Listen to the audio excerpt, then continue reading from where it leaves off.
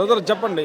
ఇప్పుడు నిన్న టీడీపీ జనసేన ఏదైతే ఉందో బహిరంగ సభలో సీఎం జగన్ గురించి పవన్ కళ్యాణ్ చాలా తీవ్రమైన ఆరోపణలు చేశాడు.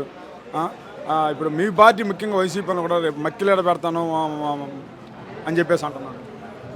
ఇప్పుడు ముఖ్యంగా ఆయన మక్కెలు ఎవరు ఎరగదీయొద్దు కానీ ఆయన కోసం ఎన్నాళ్ళు మక్కెలు ఎరగదీసుకున్నటువంటి వాళ్ళ జనసేన కార్యకర్తలు చాలామంది ఉన్నారు.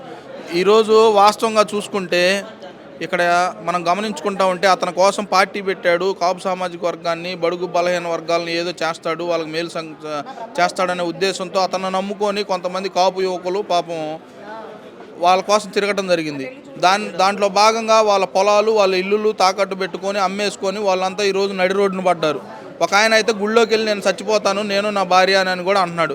ముందు మక్కిళ్ళ తర్వాత జనాలు ఎరగదిద్దురుకొని కానీ ఆయన కోసం నష్టపోయినటువంటి కార్యకర్తలను అందరినీ ఆయన ఆస్తులు అమ్మాయినా ఇప్పుడు వాళ్ళందరికీ న్యాయం చేయాల్సినటువంటి బాధ్యత ఎక్కడైతే ప్యాకేజ్ డబ్బులు తీసుకుంటున్నాడో ఆ డబ్బులన్నీ వాళ్ళందరికీ పంచి వాళ్ళని ఆర్థికంగా ముందుకు తీసుకెళ్లాలని అది కోరుకుంటున్నాం. కానీ ఇక్కడ జీరో బడ్జెట్ రాజకీయాలు, మార్పు కోసం అన్నాడు, ప్రజా సేవ అన్నాడు, సమాజ సేవ అన్నాడు. కానీ అటు చూస్తే మరి ఇప్పుడు ముఖ్యంగా మీ పార్టీ వాళ్ళని ఇప్పుడు కొడకల్లారా అని కూడా సంబోధించాడు. ఇప్పుడు వాస్తవంగా మీరు గమనిస్తూ ఉన్నారు, జీరో పాలిటిక్స్ చేస్తానన్నటువంటి వ్యక్తి నిన్న నా దగ్గర డబ్బులు లేవని 20 కోట్ల రూపాయలు బిల్డింగ్ అమ్మేశాడు హైదరాబాద్లో. ఉన్న ఆస్తులు రేపొద్దున అమ్మబోతున్నాడు అనేటువంటి ప్రచారం కూడా వాళ్ళు చేస్తూ ఉన్నారు. అతను ఈరోజు అమ్మేటువంటి పరిస్థితుల్లో దయచేసి లేడు.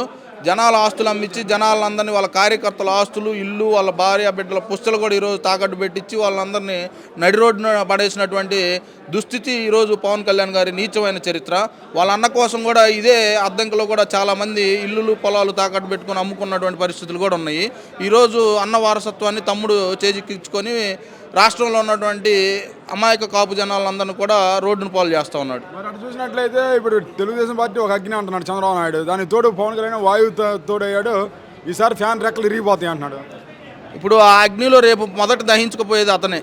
అతను ఆ విషయం తెలుసుకోవాలి. ఎందుకంటే రేపొద్దున ఓడగట్టడానికి ముందుండేటువంటి వాళ్ళ పార్ట్నర్ కూడా అతనే ఓడగొడతాడు. ఆ అగ్నిలో ముందు అతను దహించకుండా అతను చూసుకోమనండి ఫస్ట్, తర్వాత మిగిలిన వాళ్ళని దహిస్తాడు.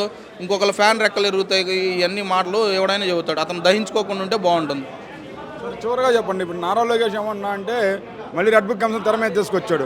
దాంట్లో ముఖ్యంగా వైసీపీ పార్టీ వాళ్ళు ఉన్నారు, మీ పార్టీ గూండాలు దౌర్జన్యం చేస్తామని చెప్పి అంటున్నారు. మీ అందరూ ఈ పేర్లు నోట్ చేసుకున్నా అంట. రేపు అధికారంలోకి వస్తే మీ వైసీపీ మొత్తం నాయకులను ఒక్క రోడ్డు అమ్మని పరిగెత్తిస్తానంటాడు. ఎక్కువ నేనేం అడగనండి. ఏదైతే రెడ్ బుక్ చెబుతున్నాడో ఆ రెడ్ బుక్లో ఫస్ట్ చేర్చాల్సినటువంటి పేరు చింతమనేని ప్రభాకర్. ఎందుకు ఈ విధంగా చింతమనేని ప్రభాకర్ అని నేను అన్నానో, ఈరోజు వాళ్ళ గవర్నమెంట్ అధికారంలో ఉన్నప్పుడు ఒక లేడీ ఎంఆర్ఓ అని నా బట్టలు కూడా తీసుకొట్టినటువంటి సందర్భాలు ఉన్నాయి. అటువంటి నీచ సంస్కృతి వాళ్ళ దగ్గరే ఉంది. ఆ రెడ్ బుక్లో ముందు వాళ్ళ పేర్లన్నీ చేర్చాలని నేను కోరుకుంటున్నాను. Subscribe to Social TV Telugu for more videos. Hit the bell icon for faster updates.